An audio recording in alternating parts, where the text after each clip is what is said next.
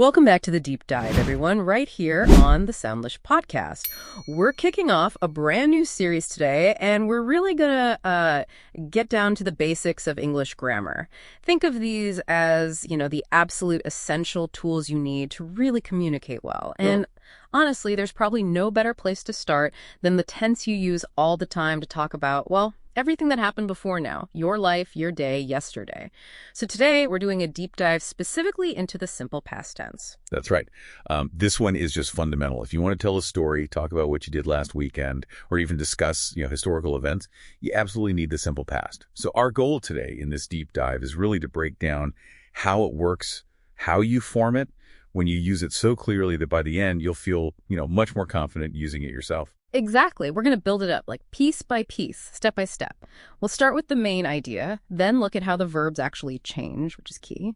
Then negatives, questions, and really importantly, figuring out when it's the right tense to use. We'll even throw in a few useful spelling tips at the end. Sounds like a plan. It's a lot to cover, but definitely manageable. Ready to jump in? Let's do it. Okay, so first things first, this core idea, what is the simple past tense, really? At its heart. Okay, the main thing, the absolute core insight, is that it's for completed actions or states in the past. And completed is the key word there. It happened and it finished. Sometime before right now. Right. Completed. Done. Like things I did yesterday. Or maybe a trip I took last year. Exactly. Or even something that happened, centuries ago. If it started and ended in the past, simple past is usually your tense. Okay, got it. Past and finished. So how do verbs show this? This is where it gets interesting, right? With regular and irregular verbs. Absolutely. This is a really crucial division in English verbs for the past tense. You've got your regulars and then you've got your irregulars. Okay, regulars first. They sound like the easier ones. They generally are, yeah. Regular verbs are pretty predictable, thankfully. To make a regular verb past tense, you almost always just add id to its base form. The base form being like the dictionary form, like play or walk. Exactly. So play becomes played, walk becomes walked, stay becomes stayed. Nice and simple. Most English verbs actually follow this pattern. Okay, so look for that ed. That's a good sign. But what about the irregulars? They sound a bit more, wild. Yeah, they kind of are. Yeah. Irregular verbs just don't follow that ed rule. They change in all sorts of different ways. There's no single pattern. You really just have to learn their specific past forms. Sometimes people call this the second form or V2. V2, okay, like go becomes went. See? Totally different word. Or come becomes came. Take turns into took. No ed in sight. Right. So regular dot added e. Irregular changes form. Gotta learn them. That's a huge point right there. Okay, let's put these into sentences. Simple statements, affirmative ones. How does that work? Well, here's some good news. Making positive statements in the simple past is actually very straightforward.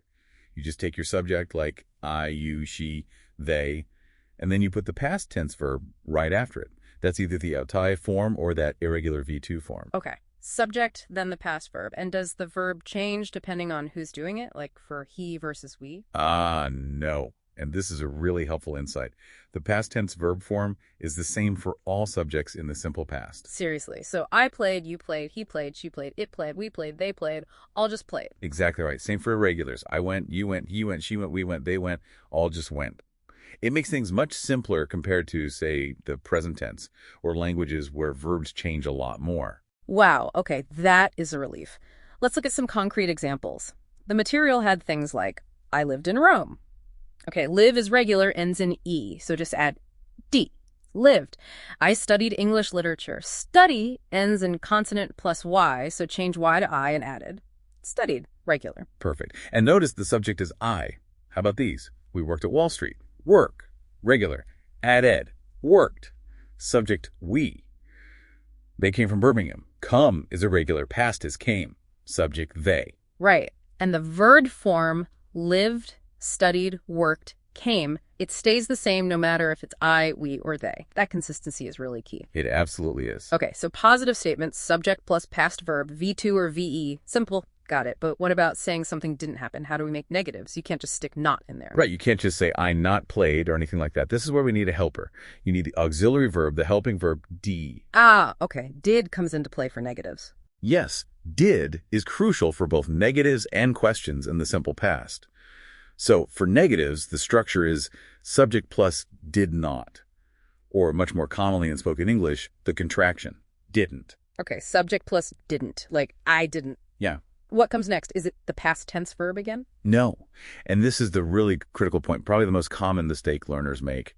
When you use did not or didn't, the main verb that follows goes back to its base form, the V1, the dictionary form. Base form, so like play, not played, go, not went. Exactly.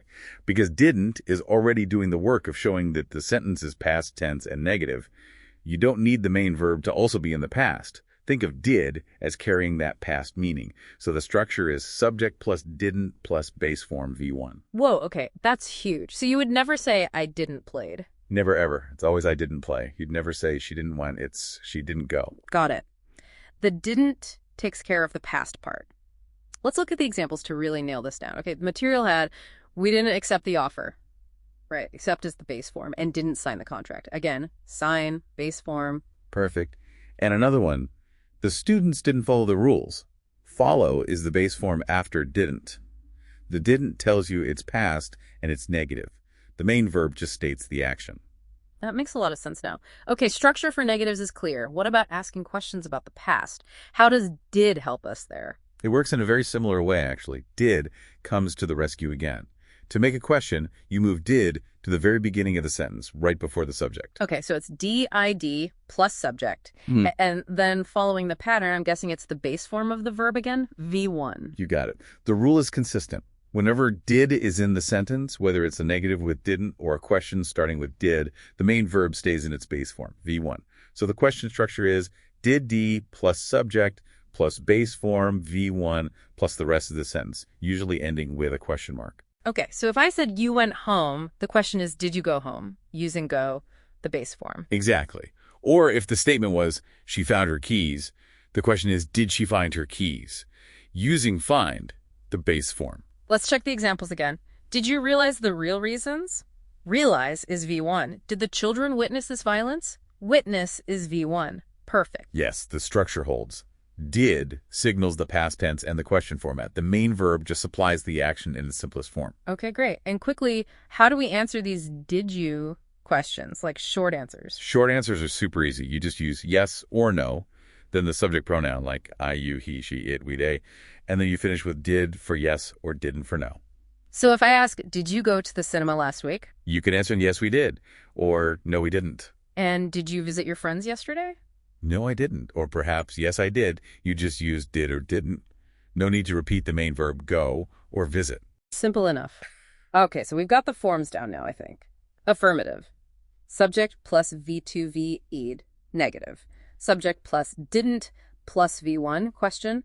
Did a D plus subject plus V1. Short answers. Yes, no plus subject plus did, didn't. That's the how. Now let's dig into the when. Besides just the past, are there specific times or situations where simple past is the go-to tense? Yeah, this is a really important part of understanding it. The source material gives a key insight here. While it's always for completed past actions, you most commonly use the simple past when the time the action happened is either clearly stated or understood from the context. Okay. So looking for time clues in the sentence or conversation is really helpful, like specific words or phrases. Exactly. There are lots of common time expressions that strongly signal simple past. The material lists quite a few. Think about words like yesterday, last night, last week, last month, last year, last summer. Right, like that example question, where did you go on holiday last summer? The last summer pins it down. Precisely. Another big category is phrases using ago, like 5 minutes ago, 2 days ago, 10 years ago. Ago always points back from the present. Okay, like I started this job 3 years ago. The 3 years ago is the marker. Or she left the country a few months ago. A few months ago tells us when. Correct. You also see specific past years like in 1999 or in 2015, or even more general past periods like in the past or in those days. Yeah, there was that example, European countries announced new policies in those days, gives it that historical feel. Recognizing these time markers yesterday, last week ago, specific dates is probably the single most practical tip for knowing when to use the simple past. So it's often tied to a specific point or period in the past. Is that the only main use case? Well, that's the most common one with those time markers. Yeah. But another key situation also highlighted in the material is when you're talking about historical events, or when the subject of your sentence is someone or something that existed only in the past. Okay, so if the topic itself is history, the simple past naturally fits. Exactly. Like the example, the French Revolution affected the whole world. It's a historical event, so we use the simple past verb, affected.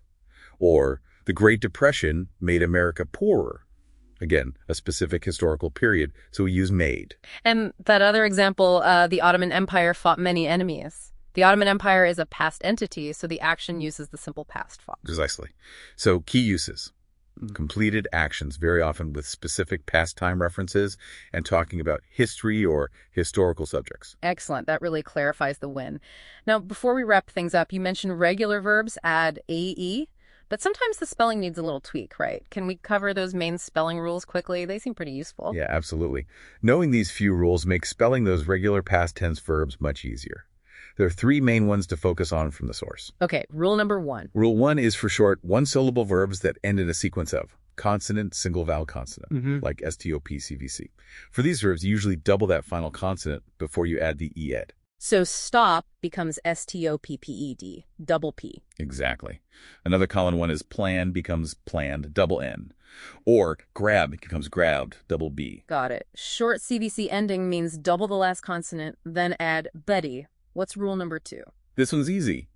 If the regular verb already ends in the letter E, you don't need to add another E. You just add DD. Makes sense. So like just becomes liked, adding just the D. That's it. Save becomes saved, live becomes lived. Just add beat. Okay, nice and simple. And the last main one. What about verbs ending in Y? Okay, if the verb ends in a consonant followed by ye, like study, where D is the consonant before it, you need to change that Y to an I before you add the ed. Ah, so study becomes STUDIED, Y changes to I. Exactly. And try becomes tried, carry becomes carried. That consonant before the Y is the key trigger for changing it to I. Okay, so just to recap those spelling tips. Short CBC, double a final consonant, ends in E, just add D, ends in consonant plus Y, change Y to I, then add ed. Very practical. Yep, those cover many of the common regular verb spelling changes you'll run into. Wow. Okay, we have covered a ton of ground today. We started with that core idea, simple past for finished, completed actions. We talked about regular verbs adding AA and those tricky irregular verbs changing form. We broke down how to make positive statements, subject plus past verb, same form for everyone. Then negatives, subject plus didn't plus the base form, V1, crucial point that, and questions, DID plus subject plus base form V1. Then we looked at when to use it, those key time expressions like yesterday, last week ago, and for historical stuff. And finally, those handy spelling rules for the regulars. That really sums it up well. It's a solid foundation. But the most important thing now is practice. Start noticing the simple past when you read or listen to English.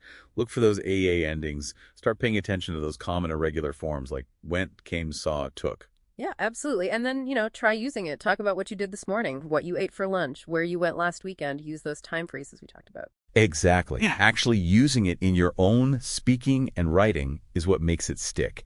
And remember, this is just the first deep dive in our grammar series here on the Soundlish Podcast. We've got more coming up. Definitely. So make sure you stick around for those future deep dives. And maybe a final thought to leave you with today.